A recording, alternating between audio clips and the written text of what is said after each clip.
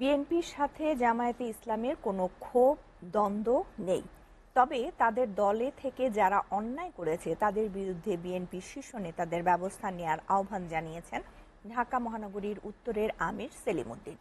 তিনি আরও বলেন, জামায়াতে ইসলামী ও ইসলামী ছাত্র শিবির কেবলমাত্র রাজনৈতিক দল নয়, তারা একটি আদর্শ শিক্ষা প্রতিষ্ঠান। ইসমাইল সর্দারের প্রতিবেদন। বিগত বছরগুলোতে রাজনৈতিক প্রতিহিংসার সবচেয়ে বেশি ক্ষতিগ্রস্ত জামায়াত ইসলামী ও ইসলামী ছাত্র শিবির সহ বিরোধী মতের রাজনৈতিক দল। গেল 15 বছর জামাত শিবির প্রকাশ্যে রাজনীতি না করলেও সাংগঠনিক কার্যক্রম নানান কৌশলে চলে বলে জানান দলটির কেন্দ্রীয় নির্বাহী পরিষদ সদস্য ও ঢাকা মহানগরী উত্তরের আমির সেলিম উদ্দিন। তিনি বলেন, জামাত শিবির মেধাবীদের সংগঠন।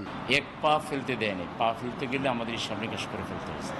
আমাদের পিছনে পিছনে ছায়ার মতো গোয়েন্দারা ছিল, তাদের দলীয় ক্যাডাররা ছিল, আমাদের তাওয়াক্কুল ছিল, তাওয়াক্কুল তো আল্লাহ।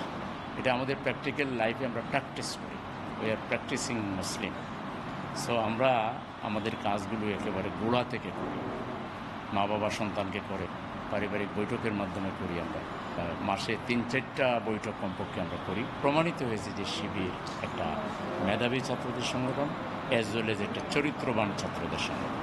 বিএনপির সাথে বিরোধ নেই, তবে অন্যায়কারী কোনো দলের হতে পারে না। তাদের বিরুদ্ধে ব্যবস্থা নিতে বিএনপির প্রতি আহ্বান জানান সেলিম উদ্দিন। বিএনপির বিরুদ্ধে কোনো কথা কখনো বলি নাই। যেখানেই অন্যায় সেখানেই আমাদের বক্তব্য অন্যায়ের বিরুদ্ধে, ন্যায়ের পক্ষে। কোনো দলকে মেনশন করে আমরা বিশ্বাসও করি না যে কোনো দল তার কর্মীদেরকে চাঁদাবাজির জন্য নির্দেশ দেয়। দলগুলোর উচিত হলো এদের ব্যাপারে কড়া ব্যবস্থা নেওয়া। আশা করি বাংলাদেশের রাজনৈতিক দলগুলো সেটা বিবেচনা করবে। একটি বিশেষ মহল জামাত ও বিএনপিকে প্রশ্নবিদ্ধ করতে নানান ষড়যন্ত্র করছে বলেও মন্তব্য করেন সেলিম উদ্দিন। ভালো কাজকে প্রতিষ্ঠার জন্য চেষ্টা করবে, তাদেরকে আল্লাহ পরীক্ষা নেবে। একটা সুন্দর দেশ বিনির্মাণে ইনসাফের ভিত্তিতে, ন্যায় বিচারের ভিত্তিতে একটা সমাজ কায়েমের যে ছাত্র সমাজের দাবি, এই দাবিটি পূরণে আমরা সবাই কাজ করব।